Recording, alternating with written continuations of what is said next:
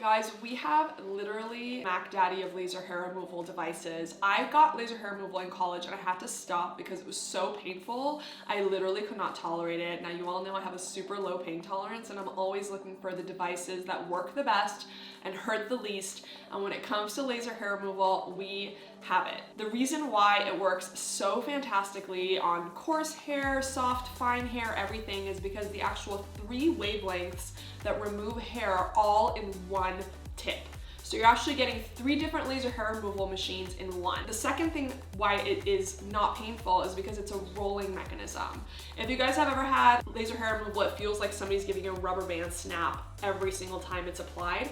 This one, the machine is going back and forth like this, so it just feels like a heat. It doesn't feel like a rubber band snap. And it is awesome. It works 3 times faster. Literally a treatment in the armpits is like 20 seconds long and you're done.